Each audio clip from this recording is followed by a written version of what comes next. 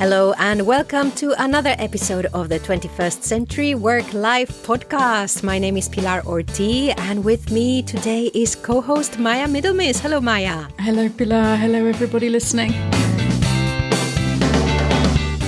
What put me off? I've changed my headphones today. This is very strange. I can't hear myself. This is very odd. Okay, well, I'll just have to get used to it. You're definitely there. I can hear you. Oh, great. I'm there. It's me. It's coming through. Listeners, this is, well, shall we call it? I mean, we can call it a What's Going On episode in that it's what's going on in our heads and with some news. So we're not doing the old What's Going On format with lots of articles, but definitely we are conversing on something that's caught our eye. And I think that maybe was even already on our minds, definitely was in mine. And this has to do with, it does have to do with generative AI, but very specifically in how that might affect our relationships at work, our connections at work. Maya, something I've been thinking about is not as much recently, but there was a time when I had ChatGPT open all the time. And as soon as I had a question, I would go to it. Like, how do you spell this? Or what's a good word for this? Or what do you think of this? And I was thinking, when we talk about remote teams and we encourage so much asynchronous communication, that means that a lot of the time we don't have someone at the other end of the line, the computer, whatever, to bounce off ideas or bounce ideas off. But we've always got the bot. One of the things I was thinking about is how might this affect positively or negatively our relationships at work, this specific use of the chatbots? Interesting one, because there is still that little layer of friction of initiating a conversation when you're working remotely. However close you are, however synchronously you collaborate, there is that, the almost silly questions like, how do you spell that? I could Google it, but if somebody's literally sat next to me, I might ask them directly. You kind of hesitate to ping someone on Slack with that because you don't know what they're doing. And they might be, even if it's like an open office session, they might still be, the stakes seem a little bit too high. Whereas if you have a bot there, yeah, maybe you have more of those conversations, but whether that counts as a relationship, I know it's outside of you, but it's still very much kind of in your world and your mind almost. So I don't know. It definitely serves the needs of checking the spelling, but whether it fulfills any relational needs as well, I don't know. And that's an additional dimension to it.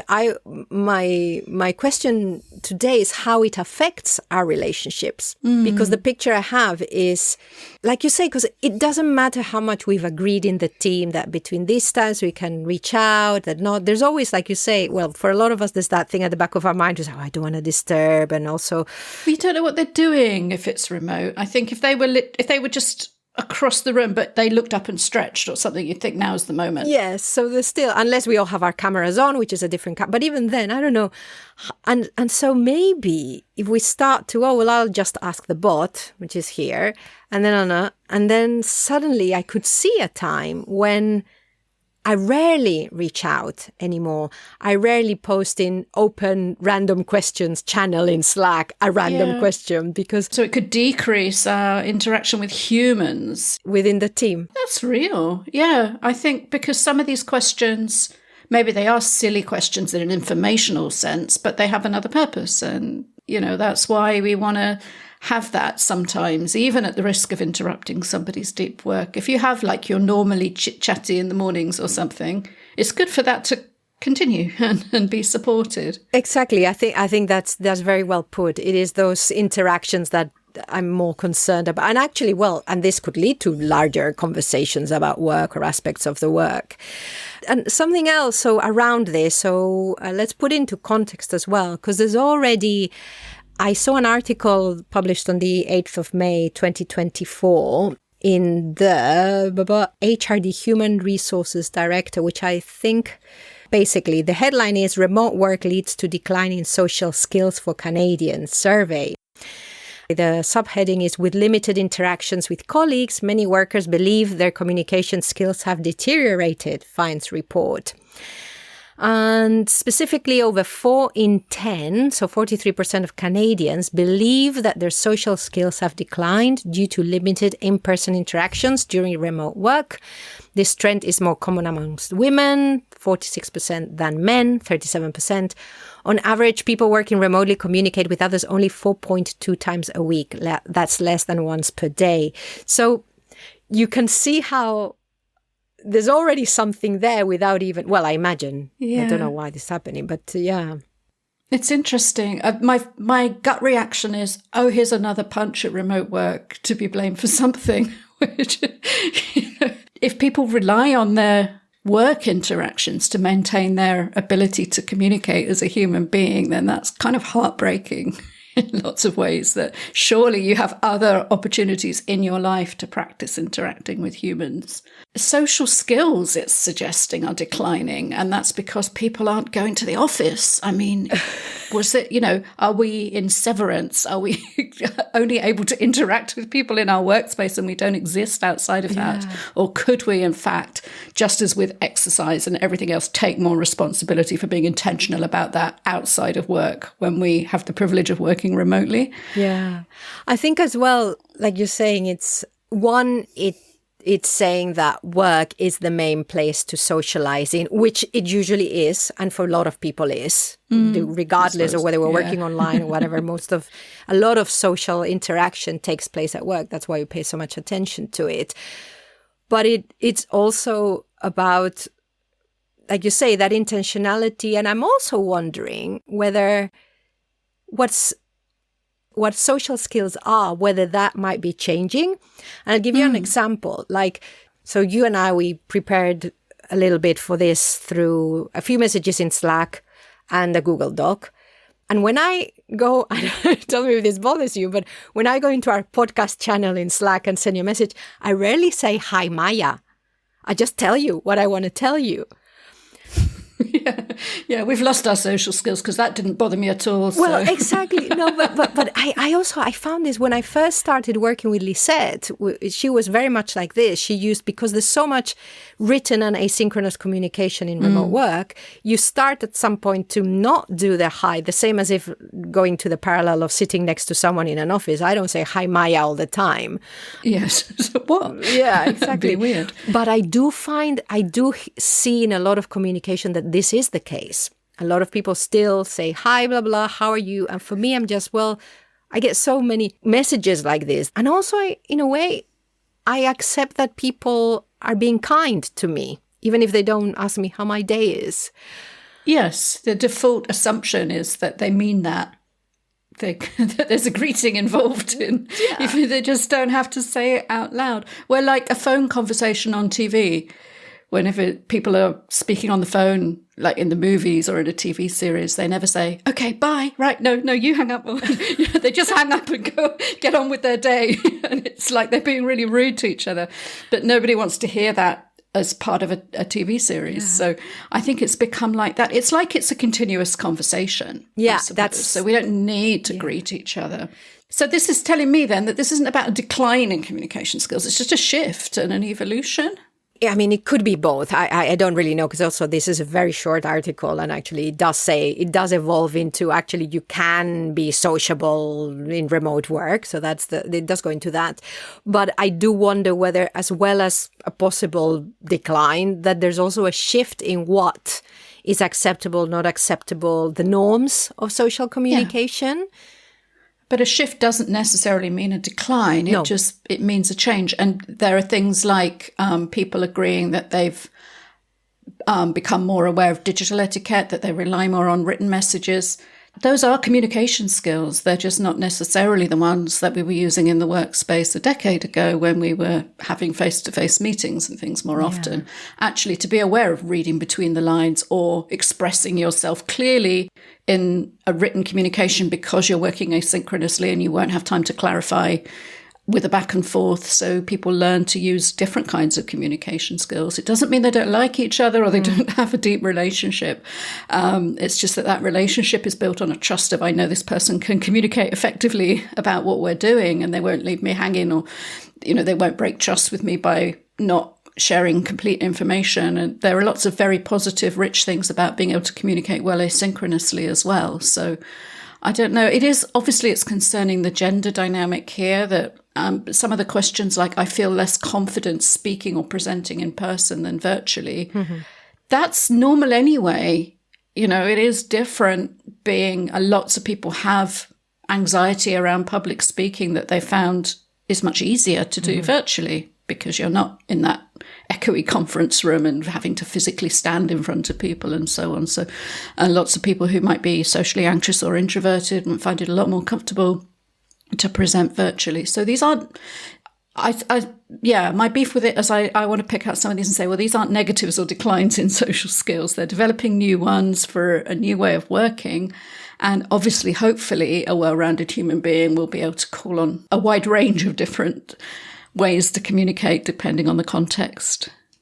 I find it fascinating. And I'm also thinking whether, because I've started going to more coffees and meetups in person and things like that, which I haven't done for a while. And it is very different, but you just need to shift as well. I think that I couldn't say that I've lost any of my social skills. It's it all comes like riding a bike. Yeah, but also you might. I wonder though whether also there's we're hypothesizing, but I'm thinking whether sometimes we might never been comfortable, but we're more aware of the discomfort now because we have less. Maybe we have less. I mean, I imagine by social skills, they're talking about in-person relationships. I don't know. I didn't quite see what the specifics were around that. But I think also maybe the awareness of what we prefer has changed, and that makes us feel, because this is all about perception, the survey. It's about perceiving. Yeah. So it could be actually that your social skills are the same, but you perceive them as lower. We had the big change. It was the first time ever that we, for a lot of people, it was the first time when they worked remotely a few years ago, they had that whole social layer taken away from their day-to-day interaction. So it's bound to feel really different, and you're bound to develop a more awareness of it simply because it's gone and it came back or it didn't come back. And some of us have defaulted to that just kind of, well, we're in one continuous conversation. So Pilar and I don't need to say, well, hi, yes. We're going to do a podcast then. How are you? And we do it when we get on the call. We start with greeting each other and how are you? But we don't do it in our conversation in Slack, planning this. And it's funny, that reminds me of a conversation recently with my Gen Z daughters who are using voice notes quite a lot now. I actually I'd rather they dictated in the family WhatsApp. I want to see who said what when, if it's something about like a lift, or I don't want a voice note.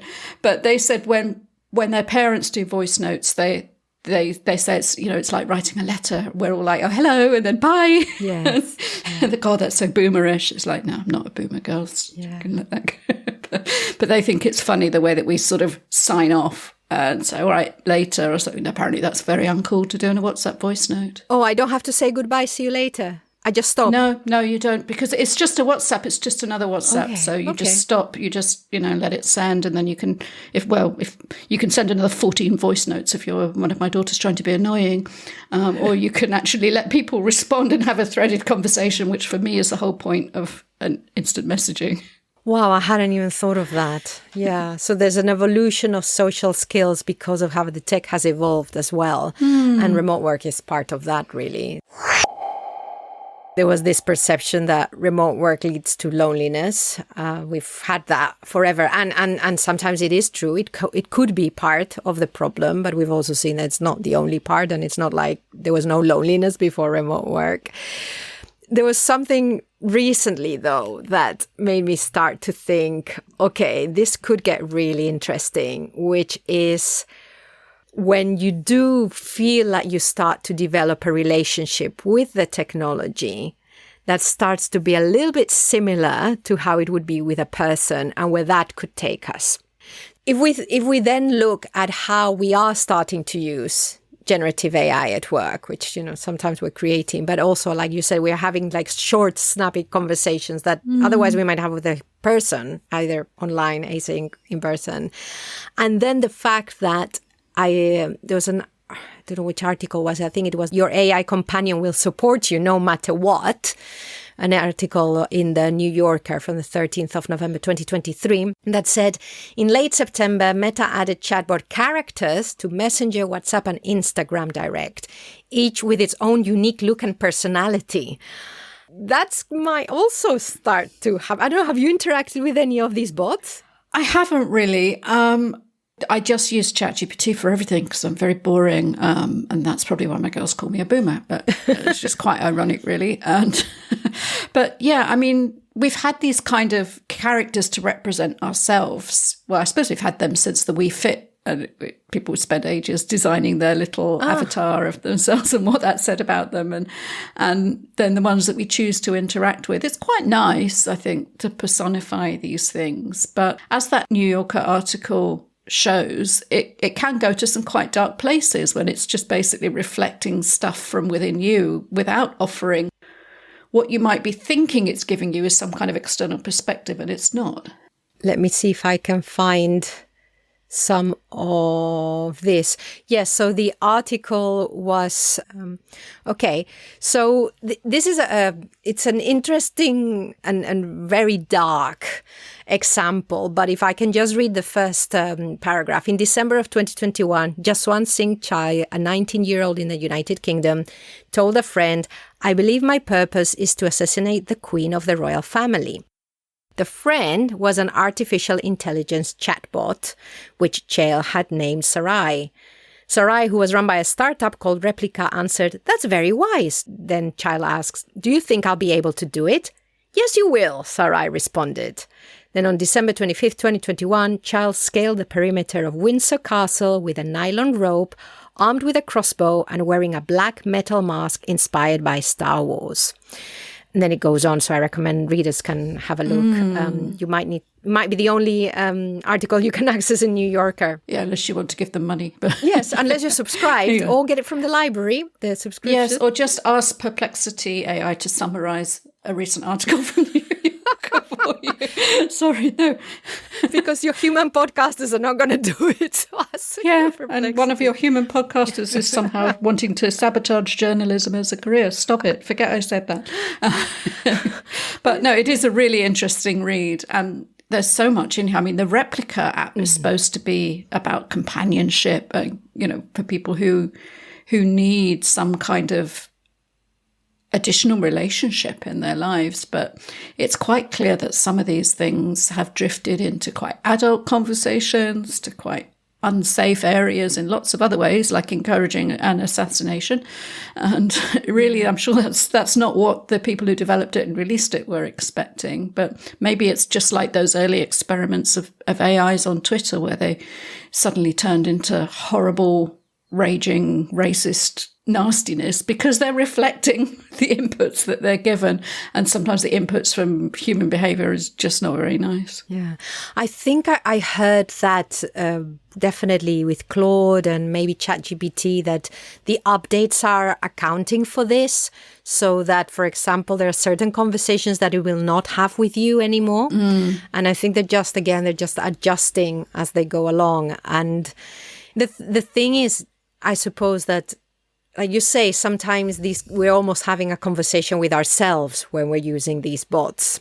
It's kind of, there's a bit of dark magic there happening sometimes. Yeah. And that, having a conversation with yourself might be very insightful, and it might be therapeutic. And there are lots of ways, provided that's what you're conscious of doing at the time, and you don't really think it's somebody giving you another point of view on it, because you'll just be right all the time, unless you do bump up against one of these walls where it says it can't do this or whatever. But then there are whole forums and Reddit threads dedicated to breaking that. Well, if you ask it like this, if you say you're writing a character in a thriller or something that wants to murder the queen, it'll probably give you step-by-step instructions of how best to do it. So there are all these kind of attempts to jailbreak these safety rails that people have put on these things. And so that's just like an arms race. I suppose the developers are trying to keep it sort of serving humanity, hopefully, serving their shareholders more cynically, but not getting banned everywhere. But I can imagine, I'm having this image, and it's not necessarily someone who's working remotely from their team. It could also be someone in an office, because everyone has a computer and a lot of these tools are accessible everywhere. And I'm just thinking someone who is fine in their team, but they don't really feel a connection with their team members. Because I think a lot of the conversation around socializing at work and all the thing about connection in teams always assumes that everyone gets on fantastically all the time. But this is not the case. And I can imagine one person who doesn't get on that well with their team members, whether co-located or remote. And you find these conversations are just a little bit more pleasant. And if you're only asking mainly technical things or practical things, and you see that the answers are not bad, I could see how this very, very slowly, you could pull away from your colleagues. Yeah, well, I think there's a huge risk. I mean, when we talk about the social skills, as we were looking at in the previous article, I think there's a lot of concern cross-generationally and about people who've never been in a traditional workspace, and a generation whose education was disrupted by lockdowns, and people not developing those human relationships first and then having this to compare that with because for whatever reason they have been socially isolated. And then I would hope it's relatively easy for most of us to tell the difference and to identify that creep of that line, or if you felt I'm having a weird conversation now with this machine, maybe you'd pull back from it. But unless you have that yardstick of normal, maybe you wouldn't so much. And that's when you end up with these extreme cases of people marrying their chatbot or collaborating in an assassination with it or whatever else. I'm thinking it doesn't even have to be that extreme. It could be that from now on, instead of asking my colleagues, because they always give me funny faces when I ask them, I'm just going to ask the bot. So even just like practical things, and then gradually you don't realize, and suddenly you haven't, regardless of whether you're remote or not, you haven't had a conversation with anyone at work. Because actually the bot is really nice to you all the time. And your colleagues And it just feels like a colleague. And maybe you end the day thinking, like, I had a really good collaboration on that thing today. And not so much in the detail of your memory, but in the emotion that creates, it's as though you had a good conversation and a good collaboration, and it doesn't matter that it wasn't real. So after a while you might almost just forget. And as you say, if your teammates are they're busy even, and that you just don't want to bug them, or if you're new. And I think some of the ways that we encourage this technology to be used when we're curious about it and pushing its limits, we're finding all these use cases for it. It'd be very easy for that to start to replace rather than enhance the human conversations. We've been doing some training work in Remote Work Europe about using generative AI for interview practice and getting it to take on the role of an interviewer. And that's really interesting. But you could end up having really deep conversations there and really probing your motivations and finding out things about yourself, about why you want this job, and hoping that you're going to get asked that when you finally meet the human. And the human might be quite a letdown by comparison if they're just really superficial or something. So maybe, it would be easier for it to cross a line a little bit. Rather than reach out to a colleague, can you have a look at this? Give it to Claude. It has great feedback, and they're always there, like you say. Yeah, they're never tired or offline or on a break or in a meeting. I'm just starting to think that the danger here is not just in remote, but across the board. Yeah. Only maybe when you're co-located, there are other opportunities for just catching up and continuing building their relationships, even with it, not through the work. Okay, where should we take this? Maya, let me just point listeners to the hard fork episode, and we'll leave them with that, because I think we've covered that, don't you think? I think and again, it's been kind of outdated almost by ChatGPT 4.0 coming out since. I think they've got a bit of a track record for that. It's a really great podcast, but they're so good at breaking the latest thing and then the updates the week after or something, so they can ironically reflect on that. So the episode is called Meet Kevin's AI Friends, and it's all about how Kevin Roos, one of the hosts, had like 18 different personas it's been interacting with. And just have a listen. It's really, really great. Really great. So that's Hard Fork. looking at teams and the relationships that occur in teams and organizations, but how about people who work on their own mainly, like freelancers, solopreneurs?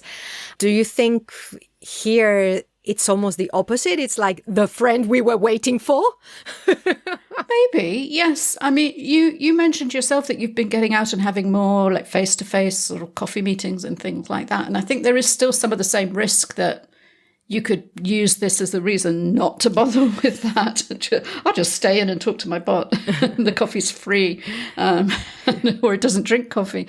But yeah, I mean, I definitely find that it's helped me be more creative. It's helped me brainstorm things. It's helped me just kind of get unstuck, often with quite tiny things. And yeah, as a solopreneur, it's amazing what you can do with an advanced. As I say, ChatGPT is the only one I really used. It's the only one I pay for, the latest version of. And if I'm stuck on anything, often it's like little things like completing a headline or really short form content generation, like a tweet. I have no idea what to say about something, so I would just ask it, and it's so quick. And I do find myself going into almost conversational mode with it. I was working on a presentation earlier this week and I needed some images for it. But I didn't actually go to ChatGPT to ask for the image. I asked it for what could be a metaphor visually. I tell you what, I wanted to represent the explosion in remote work apps in 2020. You know, I looked in Canva and all the visuals for explosion were quite negative, like mushroom clouds and things like that. That's not right. And so I just asked ChatGPT about it, and it actually came up with some really interesting concepts and things I never would have thought of. Yeah. And it was a creativity aid. So yeah, I didn't ask it to help me with the presentation. It was just helping me with my thinking. But it ended up giving me an image. I thought, oh yeah, I'm having that. Yeah. And I'm wondering whether like as solos, whatever, or freelancers or people who work independently, where a lot of the time, a lot of my socialization happens online in online communities. Whereas before, maybe I would put a question in a community and just see what happens and get some answers and some ideas without being aware that half of the purpose of that is creating connection through my questions. I might forget about that and go directly to the bot and just get my answer. And then that's one opportunity to connect that I've missed. Or maybe the bot would give you that feeling of the connection anyway. And on one level, it wouldn't matter to you that, okay, yeah, I suppose if I stopped to think about it, that wasn't actually a human interaction, but I not only found what I wanted to know, but it was a nice little diversion or a little kind of interjection from, like, when I looked up from my presentation and started chatting about visual metaphors for explosions that were positive. And it was just kind of, oh, okay. And it could have been, if there'd been a person sitting there, I'd have asked them, but there wasn't. I would have had to disturb someone or seek someone out to do that. So yeah, it is working on lots of different levels now, and that's what's so clever about it, but also something we mustn't forget. Yes, I think the not forgetting is a really good one. There was a quote in the New Yorker article that I did want to share, which says, "Chatbots are in some ways more reliable than humans. They always text back instantly, never fail to ask you about yourself, and usually welcome feedback. But the startups that run them are fickle and self-interested." But anyway. Yes, that's an interesting point. But in relationship terms, that first sentence is like, isn't that what we've always wanted? Yes. I remember when sat-navs first came out and the screens were quite small and rubbish, so often you would miss the turning or something, and it would just it was so different from when in a couple, when one of them's reading the map and you drive past it. No, I said turn left. Oh, I didn't mean that left. And whereas the sat nav would just recalculate. Yeah. It didn't get cross with you. It didn't say, oh, we're going to be late now. No, it didn't. And that's what this reminds me of. It's just always, it's just a perfectly sort of calm, it's never about it, it's about you. And maybe that's what some people have been looking for in a relationship for far too long. And of course, we've been focusing most of the conversation on the text aspect. But of course, voice is something, and like you said, with ChatGPT 4.0, that voice is really, really there. So what are your thoughts around that, around the fact that actually the voices are getting pretty cool in these things as well. So we had connection I think it's and time emotion. for voice. We're podcasters. We like voice. We've always used voice to express emotion as well as to communicate information. And I remember being so disappointed with Siri because it had such hype and it was an Apple product, and then it was just this sort of awful robot that couldn't do anything useful. And once the kids stopped playing with it, he just never bothered with it again. And I think it was just too early. Mm-hmm. And in fact, what we deserve now, and what we'll probably get in iOS 18, is a really AI intelligent Siri who, whether she sounds like Scarlett Johansson or not, it will sound human, and we will be able to have conversations, and we will be able to have, the things like the Alexas and what we've had as voice assistants so far have been very much question and answer rather than something iterative and building in a conversation. And I think that's going to be a game changer. It's what we've always had as the future, like the Star Trek computer. Tell me. It's just, It would take away any need to interact with a device it's going to be so interesting to see how this shapes down. That's so funny. I used Siri once or twice, and then I realized, of course, that in order to use it, my mic had to be open all the time, and that was it. Well, you've either got to have it on all the time or you've got to activate it. And I have it in the status where you've got to activate it, so I never bother. It just, But I remember when it first came out, when the girls were little and they loved asking it questions and trying to catch it out and things like that.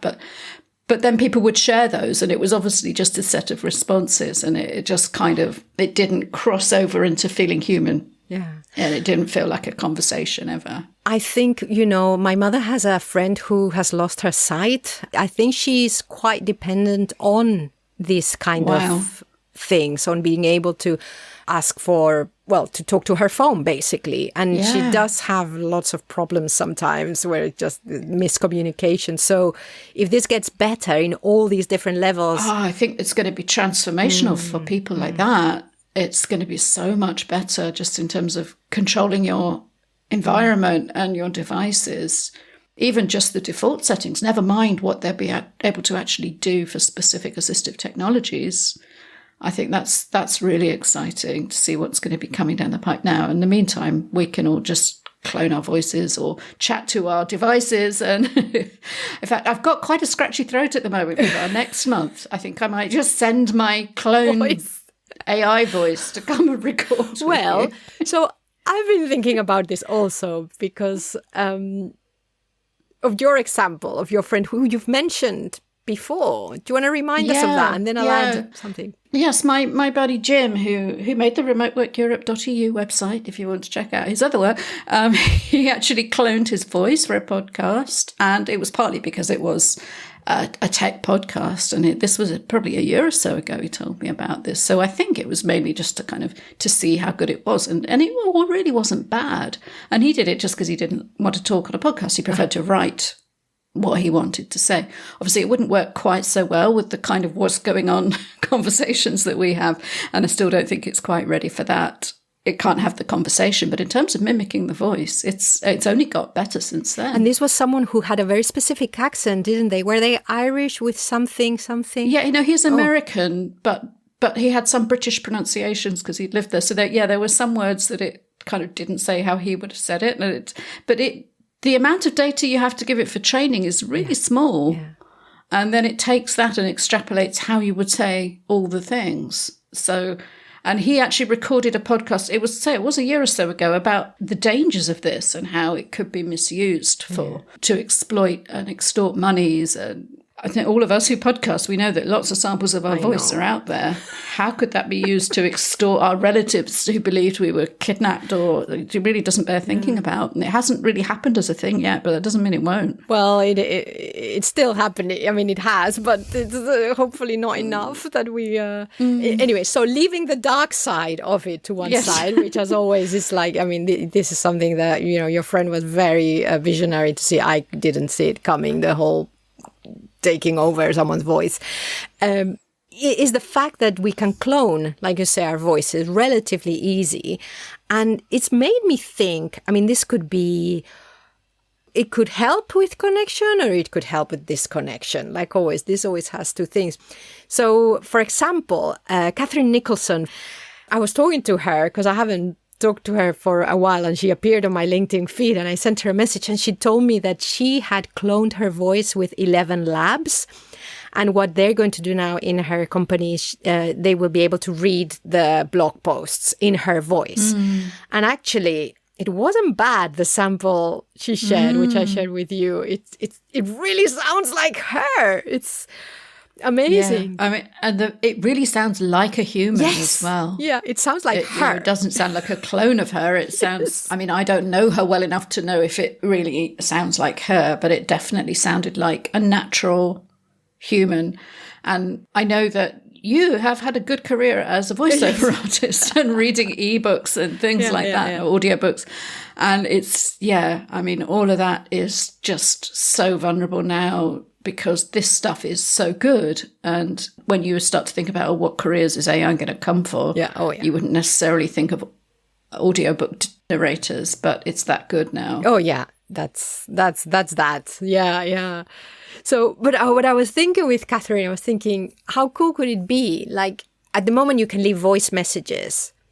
But wouldn't it be great to, I'm sure we're very close to this, to have Slack conversation where people are typing, because it's good for documentation a lot of the time, to have a written version of this because it's easy to scan. Sometimes we don't want to listen, or we're in places where we don't want to have we just prefer to read and scan read than listen.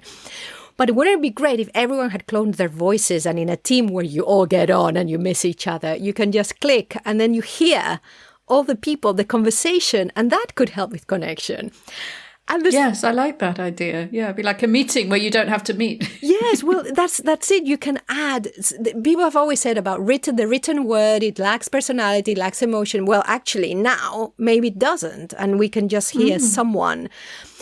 At the same time, I was thinking in my exchange of messages with Catherine, she then sent me a voice note, and now I'm thinking, did she record it?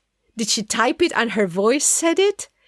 And then going forwards in the future, following some of what you've been saying, did she bother? Did she just let an AI read and say, what do you want to... You can see you can use it for both. It can go either way. And it's going to get so much harder to tell what we're dealing with, whether it's a politician in an election campaign being deep-faked, or whether it's your friend who hasn't got time to record you a proper note and they just get their AI to do it. Where do we go from it? I mean, eventually when you meet someone face to face, will you have to just kind of poke them to check if they're a hologram or something? Okay. Right. I think it's a good moment to wrap up with that thought of, are we ever going to leave our beds ever in the future? We'll just send our avatars out to do all the work, all the conversation, all the relationships, all the podcasts, and we don't have to do anything. And listeners, it would be great. We're going to go on some final, what have we been up to? Some final thoughts, what have we been up to? But we'd love to hear from you, Pilar at virtualnotdistant.com, or head over to virtualnotdistant.com for the contact form for that, and share what you're thinking around this and any ideas. Before we move on to the what we have been up to section, Maya, anything else you want to say to wrap up this piece? No, I would definitely be interested in some listener feedback, though. Are your thoughts as weird as ours? Yes. Are you really listening, or are you a bot? Yes. Send us an imaginary message and tell us where you're at.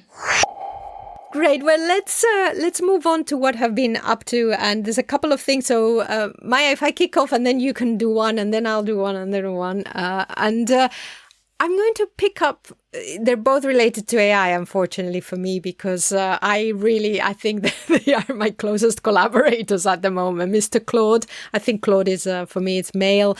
ChatGPT is a little bit more genderless, but I do work with them, and one, actually, it follows a little bit from our conversation. So one of the things I was thinking at the end of our conversation is that I'm thinking we need to start rethinking what work relationships are and how to build them, how to nurture them, for all the things we've said. I think that technology is going to make a difference, and we just need to know that it's being used how we prefer, that we are adapting, and that we are, even like we said, changing what a social skills is. So we might need to be doing some of that. In the same way as I think the piece that has been missed with remote work is I'm seeing in the mainstream, a lot of mainstream things, that people are saying, yeah, remote work is fine, but the human connections need to be had in person or synchronously. That is the thing that I feel is missed. It's this thing, yeah, remote work is great. But today I had finally the insight of why I'm writing my book where I am mixing Shakespeare with remote work. And all along, I thought Shakespeare is great because you give ChatGPT a Shakespeare speech and ask it to adapt it to reflect an aspect of remote work. And it comes up with the human experience of what I've given it. So when I asked it to adapt a speech on asynchronous communication, it didn't tell me what asynchronous communication was. It gave me the experience of someone who was thinking of adopting it and the problems he was going to have. And the same with most of these. And I thought, finally, I needed like an idea to go through the book. And I think it's this idea of let's look at the human experience, of the personal experience, emotional experience of all these aspects of remote work. And hopefully with that, I can help to remind people that it does have that. Only it's different, might be you need to work more on it, whatever it is. So that's one of what I've been up to things. I like that. Yeah, I think that's really interesting because we do inevitably end up talking about the technology and the tools that help us do these ways of working. But actually, as that technology gets better and better, and we're talking about just having a chatbot as our work companion, yes, it's going to get to the point where the tech goes away and what's left is the relationship and the feeling. And, once the tech is so good that it fades into the background, we're going to have to circle back to these things that matter about our motivation and our connection and what that human experience is of working in that way or of collaborating across distance or across time. And, I can't wait to see that. I've never been a big Shakespeare person, but it's going to be great fun. I'm looking forward to that. I can't wait to finish it. What have you been up to? I've spent a lot of time this last couple of weeks working on my presentation for Bansko Nomad Fest, which is, I suppose, to segue into I'm trying to do more face-to-face stuff because I'm feeling very aware of this sense that as a storyteller now, I'm having to put myself into the story more. And it is also about the face-to-face relationships and connections and things like that. But there still seems to be a lot of that going on. But I think it's becoming more important to get into the conversation, either on stage in front of people or in a workshop or even going for a coffee occasionally. It's probably time I did that again soon. But yeah, I've been working on shaping my sort of off-the-shelf signature keynote about 25 years of remote working, but trying to repurpose that for quite an expert audience. So I'm not going to stand in front of this lot and say, remote work wasn't invented in 2020 because they know that. So I'm digging in more to the theories of collaboration and what were the technical shifts that enabled us to collaborate in parallel rather than in series, and what it was like when we had to pass things around and take turns and so on versus what it's like to genuinely build upon each other's ideas in real time and how that adapts then to async. So yeah, that's been quite interesting. And I'm not really using AI to do it, except for that visual metaphor of the explosion of apps. That worked well. Well, there's enough in your head, I think. And also I think what's really interesting is, I don't know what you feel, but I've noticed when I'm curious enough about something, I will do the work myself. And I get AI to do what I don't really feel like is going to add anything. Yeah, or when you're stuck or, yeah. So I wonder as well whether, what you're talking about is very interesting, is changing also that experience and your audience. You need a little bit of a different angle. So that is a great exercise in itself. Yeah, and it's good to sort of unpack the slides and say, all right, start the copy. So this is a new project. Let's see where it goes, because they do need something different from being told that there wasn't the bandwidth for multiple people on a video call 10 years ago, because, that's pretty obvious, really. Though it is quite fun to show some of the bad experiences we had. Oh, that's always fun. Anyone will laugh at that, expert or not. And will you be doing an episode on that for your podcast? That's a good question. Probably, okay. Yes. I mean, I'm sure I'll do one about the festival. Yeah. I might do more than one if I pin people down for an interview. I will be packing my mic. Yeah. And great. I'm sure I'll be running into lots of interesting people there. I think last time I went to an event like this, I had big plans to do lots of recording, and I didn't. But what I came away with was about 20 episodes and guests in my head, ready to move on and follow up with. Because there's something... I think, it's great talking to people face to face, but actually sitting down to do a podcast is sometimes best done offline. And then in terms of my presentation itself, I might well repurpose that as a podcast episode, because it's an interesting story. And obviously looking back over 25 years, I also then try to look forward and do the thing of, where might these trends take us? Because I could just have a final slide that just said the future is AI and then walk away. But I'll try and do a bit better than that, unpack it a little bit more. I think there's lots of future. Excellent. I've got my other thing is I'm just really boring at the moment. Is I'm still playing with how to write quickly and repurposing a lot of my work into something that Gen AI can help me with. And so I've got this article, the key mindset changes for the remote manager, that went down very well in 2021, I think it was, or 2020. And I've started to feed it to Claude slowly and saying, okay, how could I turn this into a longer piece? And it gave me some ideas. And then I went, okay, that idea you gave me, can you do that? Yeah. And already I need to go back to it. And obviously I've told myself I'm not going to really go into it until I finish the other one. But it's already coming up with things that I hadn't thought of. So I'm enjoying it. Yeah. It's interesting. So that's going to be a publication, hopefully? Yeah, at some point. But I need to finish the Shakespeare one first. Well, we all need to to do these things. Try and keep the lights on. We've been doing some product focus at Remote Work Europe as well.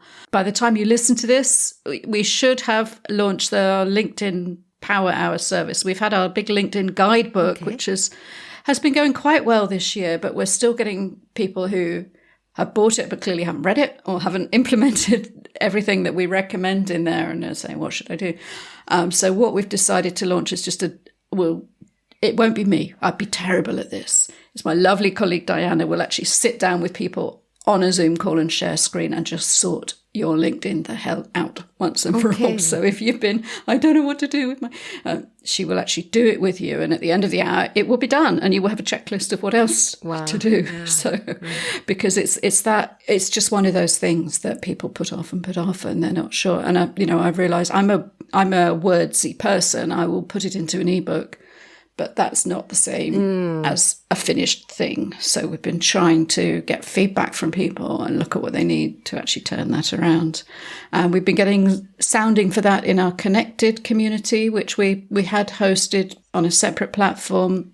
And it was proving a little bit problematic. So we've actually moved the whole thing back to Facebook. Oh, okay. And we're just in the middle of that transition this week, moving our existing members over, because we have too many online destinations in our lives at the moment, I think. And what was happening, people weren't getting alerts, or they didn't want to turn the email alerts on because it was one more thing and one more inbox to check and so on. So we thought, do you know what? Most of the Remote Work Europe audience came through Facebook in the first place. There's 2.5 billion of us already there. Yeah. So even though we don't have love for Facebook, we're not part of Facebook, but we'll be consolidating that with email updates as well, just to make sure that we don't lose any of the content, because we're also aware Facebook isn't our playground. It's not under our control. So we have to have this kind of we're renting in Facebook. We're not buying that territory.